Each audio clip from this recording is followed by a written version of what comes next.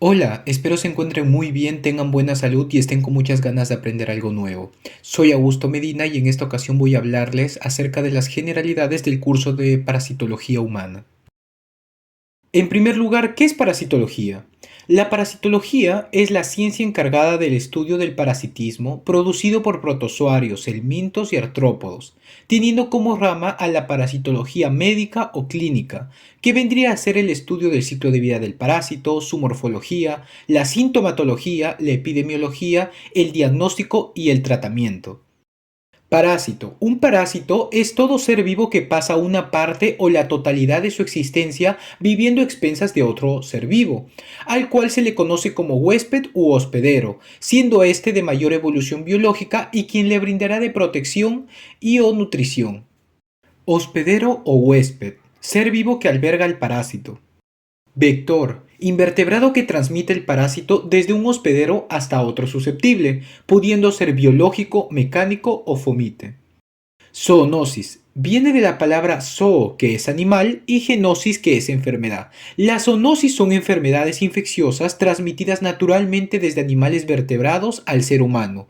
Y para que podamos decir que estamos frente a una zoonosis, se deben cumplir tres criterios. Primero, que debe haber la existencia de un reservorio vertebrado, excluyendo humanos. Segundo, que haya transmisión directa a las personas o con productos derivados de animales huéspedes o por artrópodos intermediarios. Y tercero, que debe causar la infección en los individuos susceptibles. Infección parasitaria y enfermedad parasitaria. La enfermedad parasitaria es cuando ya hay síntomas, mientras que cuando nos referimos a infección parasitaria, hablamos de cuando el parásito se encuentra en el huésped afectándole, pero sin producir síntomas, siendo este el estado de portador sano o asintomático. Patogenicidad es la capacidad de un agente infeccioso de producir enfermedad, mientras que virulencia es el grado de patogenicidad de un agente infeccioso.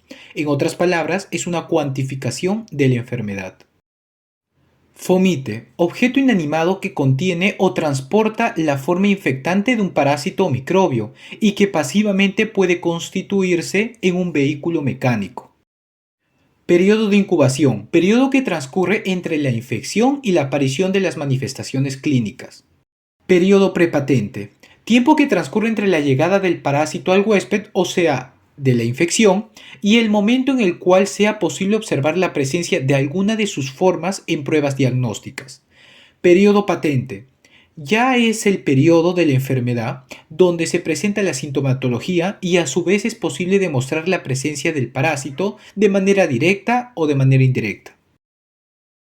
Los parásitos se dividen en dos grandes grupos, los que están constituidos por una sola célula y los pluricelulares. Dentro de los que están constituidos por una sola célula tenemos que van a ser los eucariotas unicelulares, donde vamos a tener a los protozoarios. Y dentro del grupo de los pluricelulares, donde las células van a constituir órganos y sistemas, tenemos a los helmintos y a los artrópodos. A los protozoarios infecciosos para los seres humanos los podemos clasificar en cuatro grupos según su modo de movimiento, teniendo a los sarcodinos o amebas, donde por ejemplo se encuentra Ethanomoeba histolítica, los mastigóforos o flagelados, donde tenemos por ejemplo a Giardia lamblia, Leishmania, Trichomonas y Trypanosoma, a los cilióforos o ciliados, donde tenemos por ejemplo a Balatidium coli, y a los esporozoos, organismos cuya etapa adulta no es móvil, donde tenemos por ejemplo a Plasmodium. Con respecto a los metazoarios infecciosos para el humano, vamos a tener a los helmintos y a los artrópodos. Dentro de los helmintos hay tres grupos importantes que son parásitos para el humano.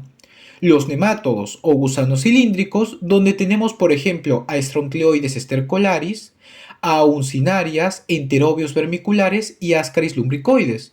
También tenemos a los gusanos de cabeza espinosa, los acantocéfalos, y a los gusanos planos, los platelmintos, donde están incluidos los tremátodos, donde tenemos a las duelas como Fasciola hepática, Clonorchis sinensis, Paragonimus, Schistosoma y también tenemos al grupo de los céstodos, donde tenemos a las tenias como Immunolepsis nana, Dipilobotrium taenia y Echinococcus. En la clasificación de los parásitos los vamos a poder clasificar por su localización, por su grado de dependencia permanencia o tiempo en el hospedero, por su tipo de ciclo de vida y por su reproducción.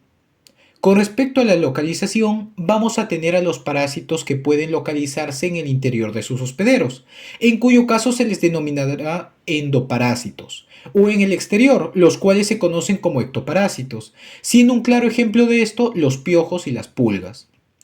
Pero también hay un grupo que se les denomina erráticos, puesto que se van a encontrar en el hospedero habitual, pero van a estar fuera de la localización normal. Según el grado de relación de dependencia, vamos a tener primero al parasitismo aberrante o accidental, que se da cuando un parásito se desarrolla en un hospedero no habitual, o sea, cuando un parásito entra accidentalmente a un huésped que no le corresponde, por lo cual no va a llegar a completar su ciclo.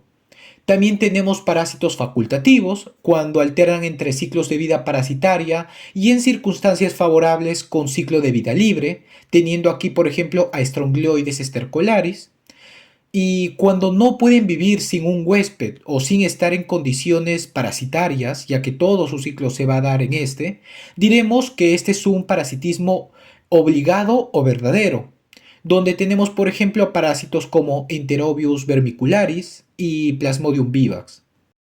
Por el tiempo que se encuentra en el hospedero puede ser permanente, o sea que la totalidad de su ciclo biológico se da en un hospedero, temporal o intermitente si utiliza un hospedero para su desarrollo al necesitar satisfacer alguna de sus necesidades metabólicas, pero después lo abandona, siendo un ejemplo típico el caso de los mosquitos hematófagos. Y cíclico o estacional, donde el parásito puede alternar entre ambas, pero en una de sus fases va a requerir de un hospedero.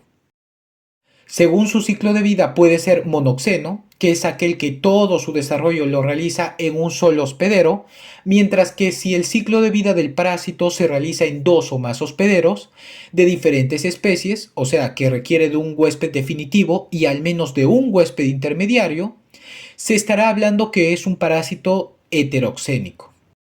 Y por su manera de reproducción tenemos parásitos intracelulares, ya que se reproducen dentro de las células, y parásitos extracelulares, por lo que su reproducción se da fuera de la célula hospedadora. Con respecto a los tipos de huésped, vamos a tener primero al huésped definitivo, que es el organismo que alberga la etapa adulta o madura del parásito o a las etapas donde hay reproducción sexual, al huésped paraténico o transportador, que es el que solo transporta el parásito. Aquí tenemos que el parásito no se desarrolla ni pierde infectividad, pero se mantiene vivo e infeccioso para otro huésped. El huésped intermediario, que va a ser el organismo que alberga las etapas intermedias o inmaduras de un parásito, o las etapas de desarrollo donde todavía no alcanza la madurez sexual. El huésped accidental, que alberga al parásito de forma circunstancial, viven algunas horas para ser expulsados de forma espontánea, y el huésped reservorio, que es un organismo diferente del huésped definitivo, en el cual el parásito adulto sobrevive, vive y se multiplica en la naturaleza y mantiene un foco de infección que puede ser transmitido a humanos. Con respecto a los tipos de asociaciones biológicas, vamos a tener al parasitismo, donde el parásito alojado en el hospedero inflige daño al alimentarse de él, al comensalismo, que es la relación de dos especies distintas, donde solo una de ellas, en este caso el comensal, obtiene beneficio de la otra sin causarle daño. Pero no se debe confundir a estos organismos con la flora habitual, ya que la flora normal forma parte natural del huésped e incluso lo protege de infecciones, mientras que los comensales no se encuentran normalmente en los tejidos del huésped y adquiriéndose estos de forma accidental. Un ejemplo son las amebas comensales, como es el caso de Entamoeba coli o Endolimax nana, los cuales son organismos que infectan al humano en su intestino y sobreviven gracias a que se alimentan de bacterias y sustancias orgánicas e inorgánicas que se encuentran en la luz intestinal, sin ocasionarle trastornos al huésped, ¿no? Y como dije, estas carecen de capacidad patógena, no producen daño en el huésped, pero no es normal que se encuentren en nosotros, puesto que su presencia significaría que la persona está consumiendo agua o alimentos contaminados con heces, ya que estas amebas comensales provienen de las heces de otra persona o animal. Y su importancia clínica va a radicar en que la persona esté en riesgo de consumir parásitos que ya pueden ser patógenos o bacterias que podrían causar una enfermedad grave, debido a que está ingiriendo o bebiendo alimentos contaminados. Y por último tenemos al mutualismo, donde dos especies distintas asociadas obtienen beneficio mutuo, pero pueden vivir separados. Las vías de infección son los lugares del organismo por donde ingresa el parásito. Aquí tenemos, por ejemplo, a la vía más común, que es la vía oral, digestiva, que puede ser directa a través del fecalismo, que es la ingesta de heces contaminadas, la cual puede ser de manera directa a través del ciclo ano-mano-boca, que mayormente esto se da en niños, también por medio de la coprofagia o el contacto oro-anal. Y el ambiental se da por la ingesta de alimentos, bebidas, tierra o fomites contaminados con heces. También de manera directa puede ser por medio de la ingesta de carne que contiene el estadio infectante del parásito. Un claro ejemplo de esto puede ser la carne de cerdo con Taenia sodium. Y por último puede ser por el consumo de verduras crudas que tienen al estadio infectante del parásito. Y de manera indirecta se da por la ingesta de alimentos o bebidas contaminados con parásitos durante la producción, transporte o preparación de esta.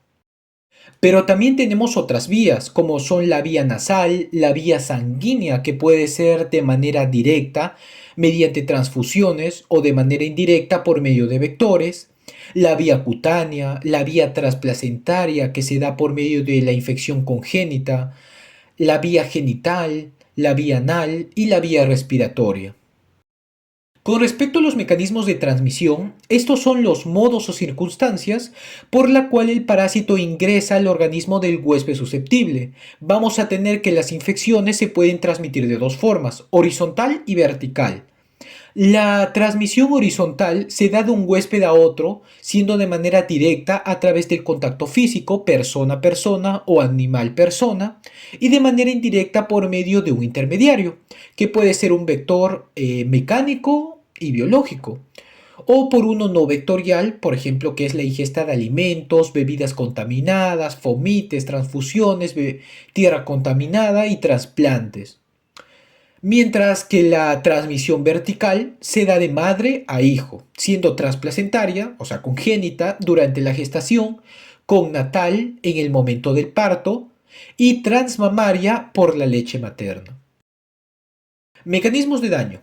Mecánico, relacionado con el número y tamaño de los parásitos y con el grado de reacción inflamatoria del órgano afectado, pudiendo ser por obstrucción, cuando los parásitos se alojan en conductos del organismo, como es el caso de la obstrucción intestinal o de las vías biliares por Ascaris adultos. Puede ser por espacio ocupado, cuando los parásitos ocupan el espacio de las vísceras. Ejemplo de esto es la invasión al cerebro por cisticercos, y por compresión o desplazamiento de tejidos, como sucede por parásitos grandes, como el quiste hidatílico, que crece y comprime el tejido hepático por los lados. Traumática. Es por acción destructiva, pudiendo ser tisular cuando daña y causa traumatismos a los tejidos, como la úlcera cutánea por leishmania, y celular cuando se causa daño a cada célula por separado. Por ejemplo, en el caso de los eritrocitos, cuando son lisados por Plasmodium vivax. Transformación de tejidos. Acá nos referimos a tres cosas: hiperplasia, hipertrofia y neoplasia. En el caso, por ejemplo, de hiperplasia, vamos a tener a la hiperplasia de los conductos biliares por fasciola hepática, por ejemplo. En hipertrofia, a la hipertrofia en miocardiopatía chagástica o megacolon chagástico. Y también pueden haber casos donde el daño pueda terminar en una neoplasia. Tóxico-necrótica. Producen sustancias tóxicas que pueden destruir tejidos por la misma inflamación producida. Exfoliatriz o sustractora. Cabe resaltar que esta es la más común y es inevitable, y vamos a tener acá una competición por los nutrientes del huésped. Por ejemplo, Este sería el caso de Diffilobotrum latum, que sustrae la vitamina B12, también de Giardia lamblia, que con su disco suctorio en la superficie de los enterocitos impide la absorción de nutrientes. Y también tenemos la inducción de la respuesta inmune o por acción inmunológica, donde los parásitos o sus productos de secreción derivados del metabolismo producen una reacción de hipersensibilidad. Puede ser inmediata o tardía, como sucede con las manifestaciones alérgicas a los parásitos o las reacciones inflamatorias mediadas también por células granulomatosas, presentes por ejemplo en esquistosomiasis. Bueno amigos, espero les haya gustado y les sirva este video. No olviden seguirme en Instagram, suscribirse. Bueno, y sin más que decir, soy Augusto Medina y esto sería todo por esta ocasión. Adiós.